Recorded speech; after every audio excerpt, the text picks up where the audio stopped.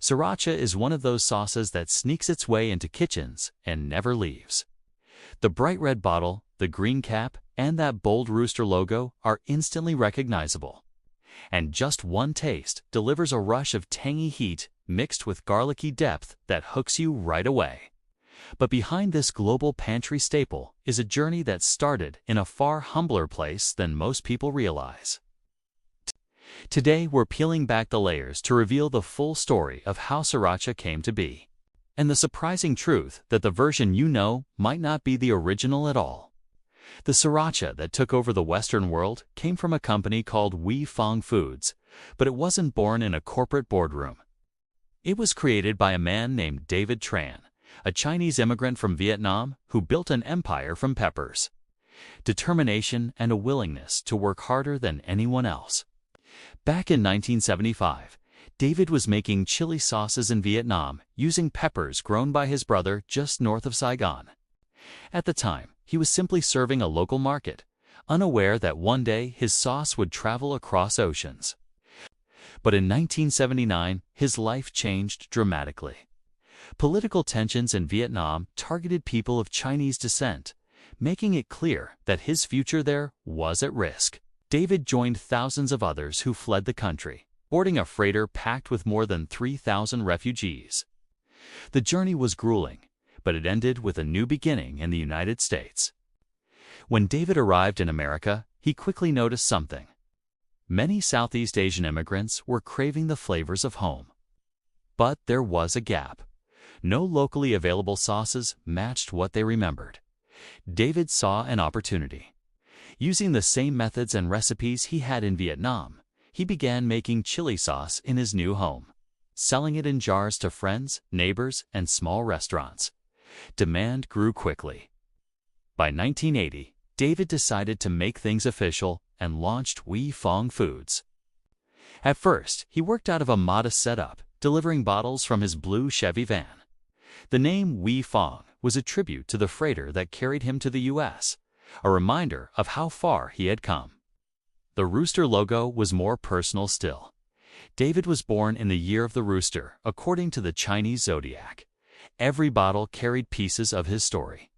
For years, sales grew steadily, but the real explosion came in the 2000s. By 2012, Wei Fong was selling more than 20 million bottles annually, all without spending a single dollar on advertising. The sauce spread through word of mouth, restaurant kitchens, and food culture, cementing its place as a must-have condiment. Today, you can find Sriracha-flavored snacks, fast food menu items, and even craft beers inspired by its flavor. But here's where the story takes a twist. The Sriracha, you know, is not the original Sriracha. The word Sriracha, or Sriracha, comes from a coastal town in Thailand. Long before Wei Fong's bottles hit American shelves, Thai families were making their own chili-based dipping sauces at home. The recipes varied, but the key ingredients were chili peppers, Thai garlic, vinegar, sugar, and salt. These homemade sauces were used at family meals, often with seafood or eggs, and each household had its own take on the formula. As the sauce's popularity grew, two families decided to turn it into a business. They launched brands called Sriracha Panek and Grand Mountain, which became well known in Thailand. In Thailand, Sriracha usually comes in two main varieties, medium hot and strong hot, with the latter packing a bolder punch. To understand the difference between Thai Sriracha and the Wei Fong version, you have to taste them side by side. In Thailand, one of the most common ways to enjoy Sriracha is with an omelette, so that's the perfect comparison. The Thai version tends to be sweeter, less acidic, and milder in heat compared to the Wei Fong sauce. Many people say it's more balanced, with a flavor that lingers gently rather than attacking the palate. One big reason for the difference is the peppers used. Thai Sriracha is made with a chili called prick chifa, while Wei Fong uses a jalapeno hybrid grown in California. When you compare them directly, it's like tasting two different condiments entirely. They share a name and some core ingredients, but the experience is different. It's a bit like comparing two classic hot sauces like Tabasco and Frank's Red Hot. Both have passionate fans, but they're distinct enough that you might prefer one for certain dishes and the other for different occasions. David's Trance version is hotter, more tangy, and more garlicky, which makes it perfect for cutting through rich or heavy foods. The Thai version is gentler and sweeter, making it ideal for pairing with lighter dishes or for people who prefer a milder spice level. In truth, neither is more authentic than the other. They're simply products of their environments, shaped by local tastes, available ingredients, and personal creativity. What's remarkable about the Wei Fong story is that it never relied on slick marketing or celebrity endorsements. The sauce became a cultural phenomenon entirely through flavor and word of mouth. Chefs started using it in restaurants, food bloggers raved about it, and adventurous home cooks stocked it in their kitchens. By the time the mainstream caught on, Sriracha wasn't just a condiment.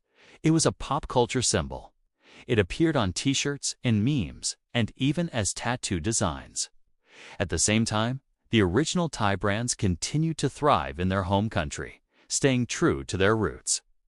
They didn't need to compete directly with Wei Fong in the US because their market was already loyal. But in recent years, more Thai Sriracha has started appearing in global markets, giving food lovers a chance to experience the sauce in its original context. What's fascinating is that David Tran himself never tried to trademark the name Sriracha. He believed that good food should be shared, and that if other companies wanted to make their own versions, they were free to do so. That openness may be one reason the sauce's reputation grew so quickly. No legal battles, no corporate rivalries, just flavor speaking for itself. It's worth remembering that the Sriracha in your pantry is really just one interpretation of a sauce with deep cultural roots.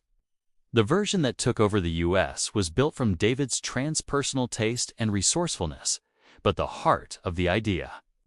A bright garlicky chili sauce with a sweet and tangy backbone belongs to generations of Thai families. If you ever come across both the Wei Fong and Thai versions in a store, try them side by side. Notice how the Thai version's sweetness plays differently on your tongue, how the peppers carry a fruitier flavor, and how the heat builds more gently. Then taste the Wei Fong, sharper, bolder, with a garlicky punch that demands attention. Both have their place in the kitchen, and both tell a story worth knowing. The global rise of Sriracha is proof that food can travel farther than anyone imagines. What started in family kitchens in a small Thai town became a worldwide sensation thanks to a refugee with a recipe, a dream, and a blue Chevy van. And now, millions of people can't imagine their meals without it. So the next time you squeeze that green-capped bottle over your noodles, eggs, or pizza, remember the journey inside. From the shores of Thailand to the streets of Saigon, from a crowded freighter to an American warehouse. Every drop carries decades of history and a story of resilience. And who knows, the next global food sensation might be sitting in someone's kitchen right now, just waiting for the right moment to leap into the world. If you enjoyed this true story about how a refugee with only a recipe built a huge empire, please subscribe for more empire-building history.